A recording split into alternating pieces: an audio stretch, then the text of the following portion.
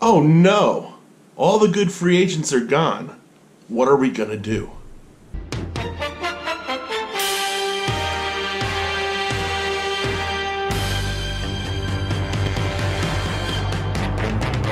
What's going on, everybody? Welcome back to JetsHQ. I'm Howie. It's nice to have you with me. I appreciate you guys joining me. Today I wanted to talk about something that's been bothering me considerably since Matt Parady's signed elsewhere. But the Jets are, they did a good job of starting off their free agent signings, but we're getting a little bit towards the end, and boy, pickings are getting thin. I'm really concerned about our offensive line, so something that we need to talk about. Now, there is an edge rusher still out there that's worth consideration, so we can talk about him too. Let's start off with him, and then we'll move over to the offensive line. Ezekiel Ansah is available.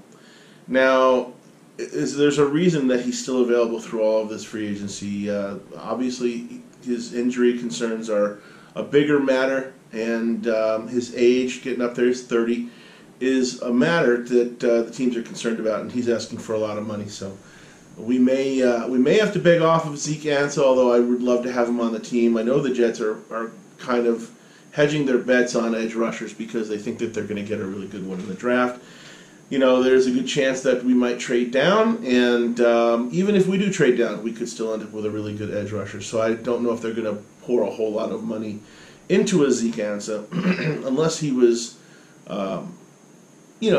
giving some concessions to the teams or playing for more of a incentive-laden deal so that he could be more cost-effective for the team. So it might not work out, but he is available, and he is an edge rusher, and we really need one, and it would make me feel a whole lot better to have one. If they didn't guarantee a whole lot of money to him, that would make sense, especially on a one-year prove it that you're not hurt anymore kind of deal. So we'll see if we get him on something or if he's willing to sign something like that.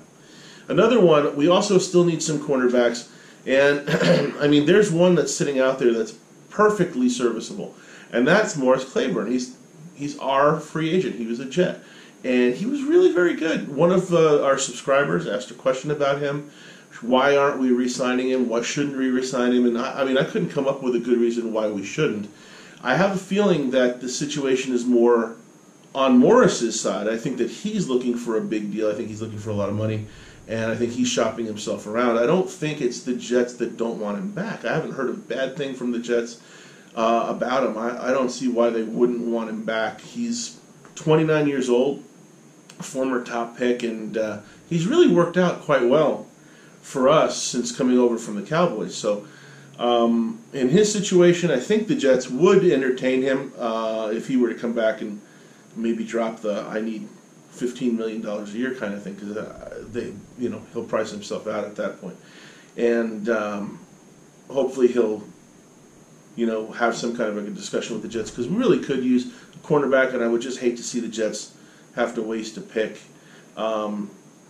tempting fate and trying to see whether or not a cornerback's going to work out for them. So I think that Morris Claiborne would be a good one to pick up. Now, on to the offensive line. The offensive line pickings are getting extremely thin. There are some guys out there, but the age is extreme. So, like Donald Penn, he's 36, 37 years old. We're just not going to sign somebody like that. Even for a stopgap one-year thing, we're just not going to do it. The Jets have pretty much proven that they're trying to keep the team fairly young, and what's left are 30-plus year-old guys, and it's going to be tough to find one of those guys that we want to sign for anything other than just to fill a hole. But in this case, let's talk about what's available that's out there. Quentin Spain is a guard, and he's from Tennessee. He's 28 years old. He was an undrafted player coming out in 2015. But he's played himself into a starting role the last couple of years.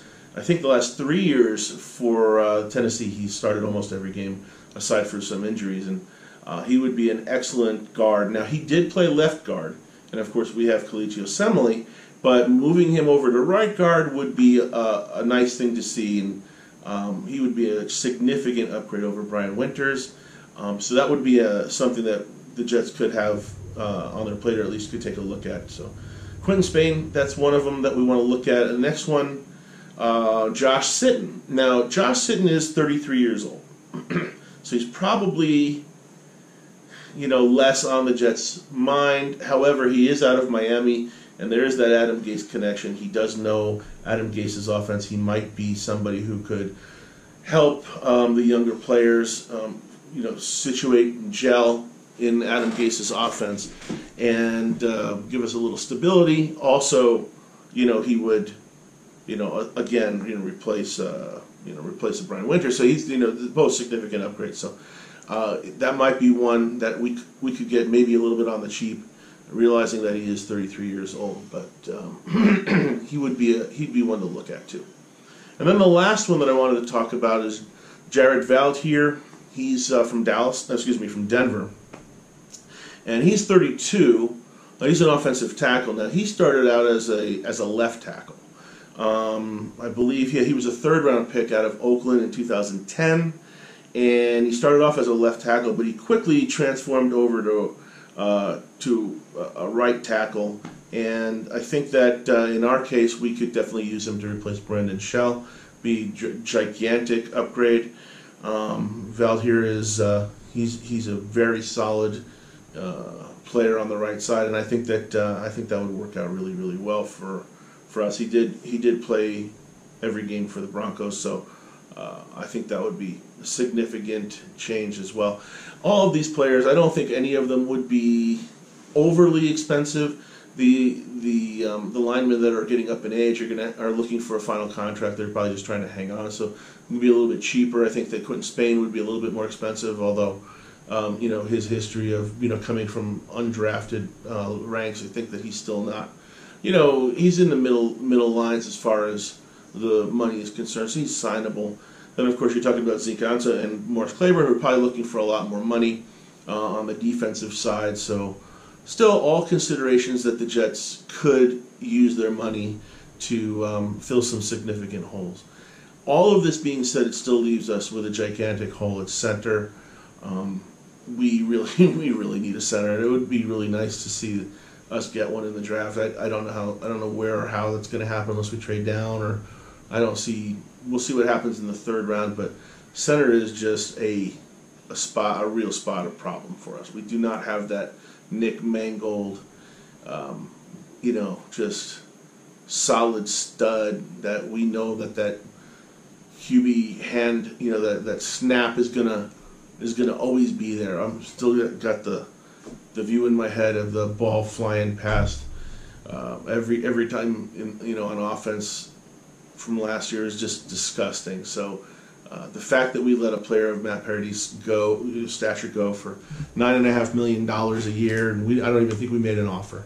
So with a gaping hole like that, it's crushing to see that we haven't taken a shot at this. Anyway, guys, thank you for stopping by. I appreciate you checking in. I hope that some of these guys bring some of these guys to your attention, somebody to think about. Hey, it would be great to see some of these guys hit the news and see if the Jets are involved in any of them, and let me know what you guys think. Hey, if you guys don't like my choices, let me know what your choices are. Let me know who you guys are looking at out there in the free agent market, who you think the Jets can sign, who they could replace and fix this horrifically bad offensive line, collegiate assembly aside, of course. And I look forward to hearing from you. Thank you guys very much. Like and subscribe, share the videos, check out my other videos, and I'll see you again soon. Let's go Jets!